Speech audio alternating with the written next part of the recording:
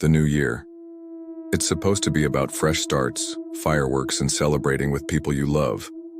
For me, last New Year's Eve was about something else entirely. It started out normally enough.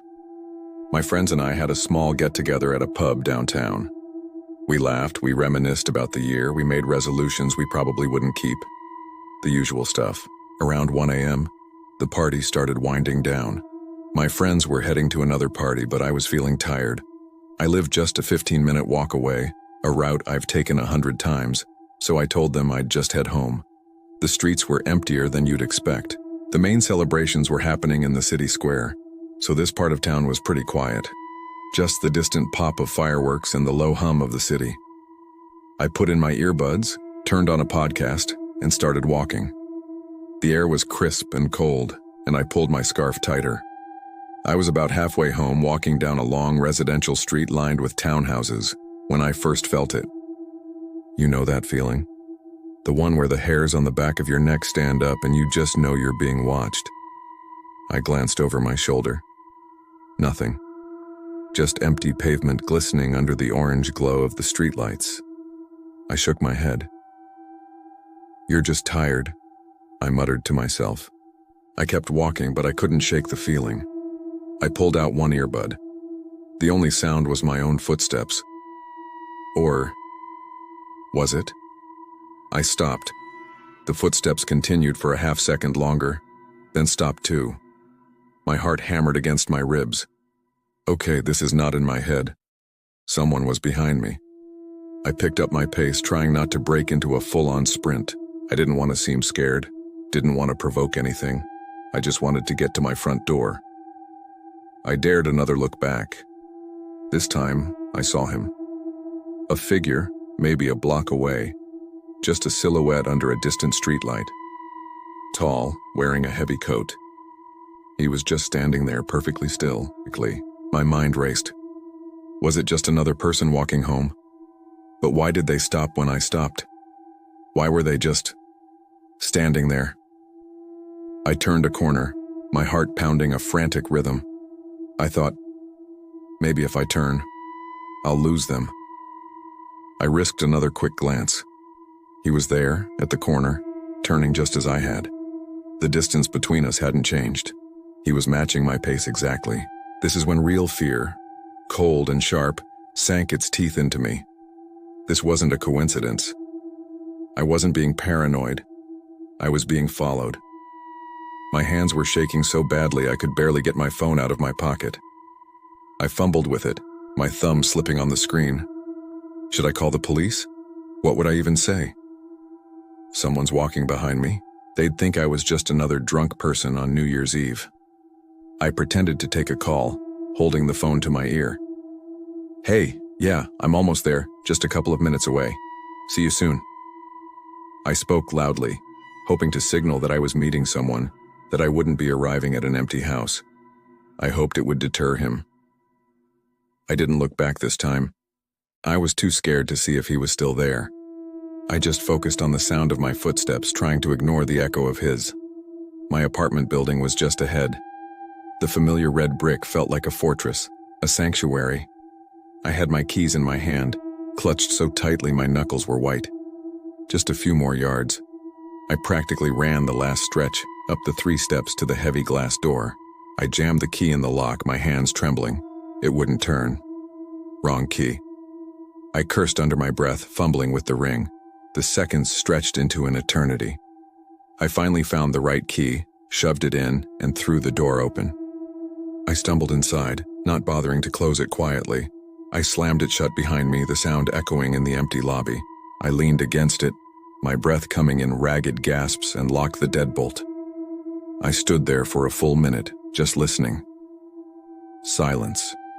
Slowly, cautiously, I crept to the window in the lobby that looked out onto the street. My heart was in my throat. I peered through the blinds and I saw him. He was standing directly across the street under a streetlight, looking right at my building. He wasn't even trying to hide. He was just watching.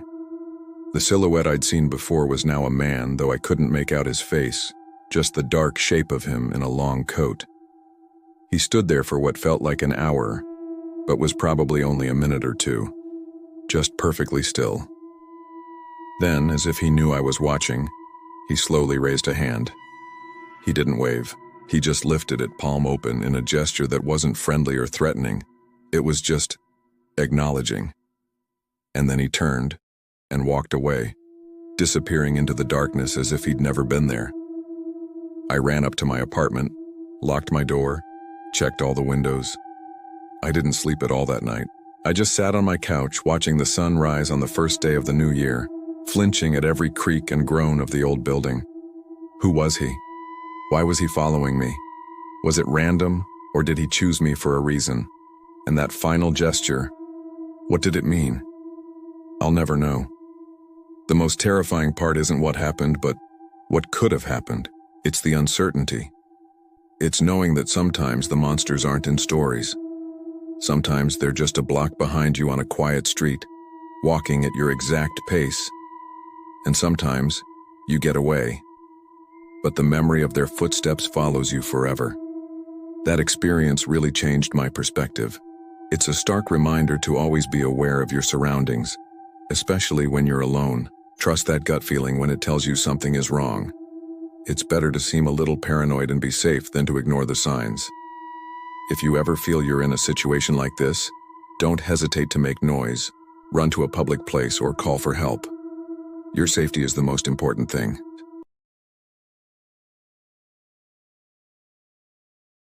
The year was supposed to end with a bang, not a whimper. A group of us, 6 in total, decided to escape the city's chaos for New Year's Eve.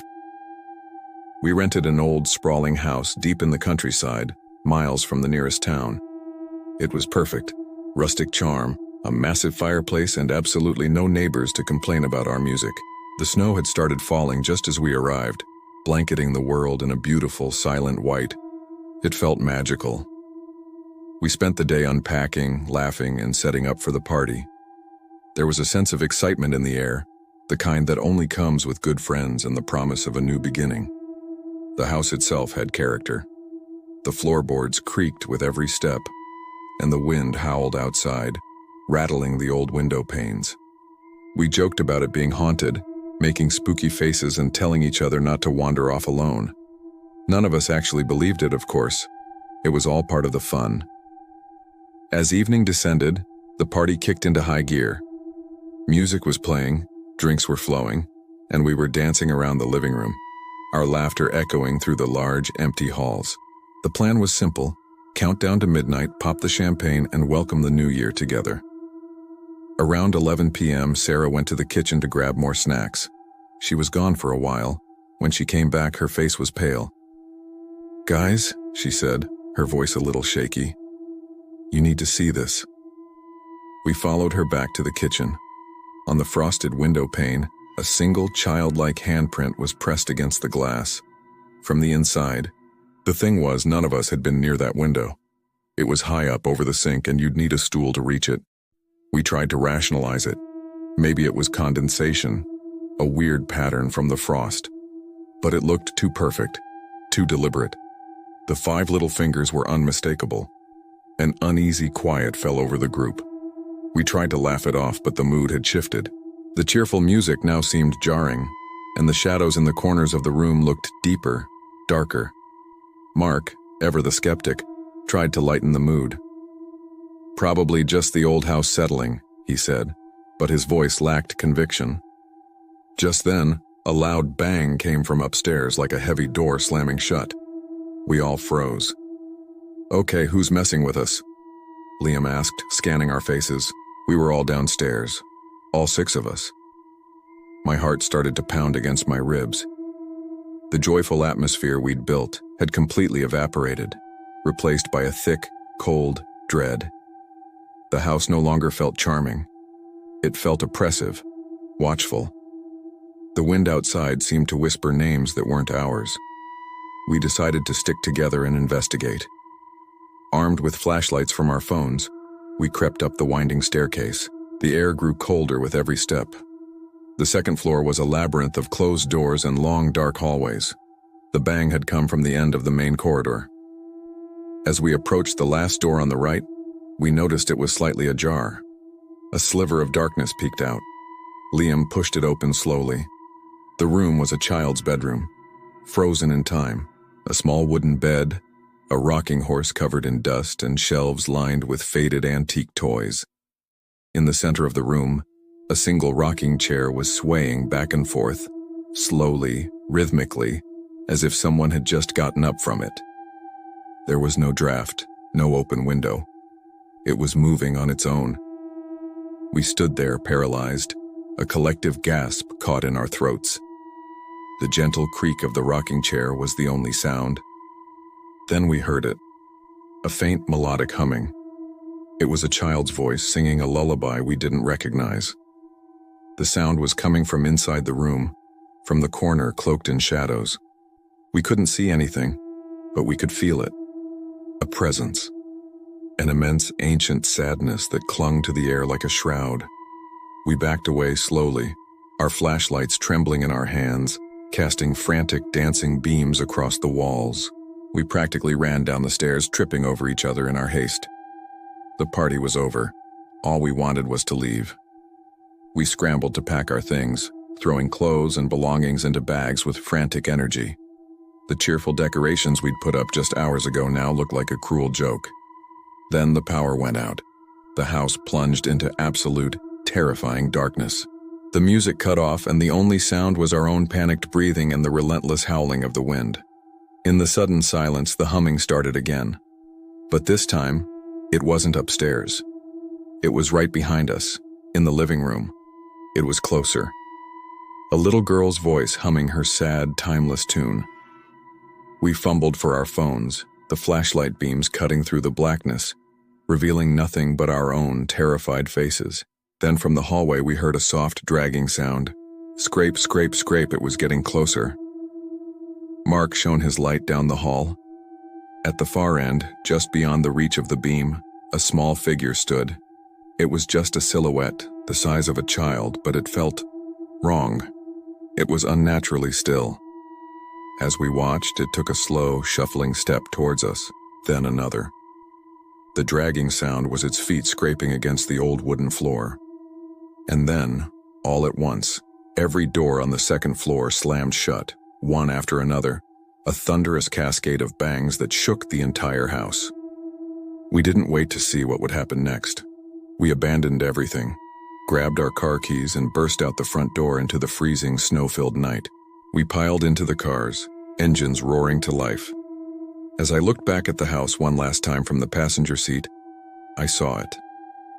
A small face in the upstairs bedroom window, pale and featureless in the moonlight, watching us go. Its hand was pressed against the glass, a final silent goodbye. We drove for hours, not stopping until the sun came up, until the old house was just a bad memory. We never talked about what happened that New Year's Eve. We tried to forget, but some things you can't unsee. That house is still out there, waiting in the silence. And sometimes, when I'm alone in the quiet, I can still hear that faint, humming lullaby. That was a true story sent in by a viewer. The new year is meant for new beginnings, but for them, it was the beginning of a nightmare they'll never escape. If you have a story that keeps you up at night, something you can't explain, I want to hear it. Send me your experiences at the email address in the description below. Your story could be the next one I share. Thank you for listening. Stay safe, and don't forget to like, subscribe, and hit that notification bell so you don't miss our next descent into the dark.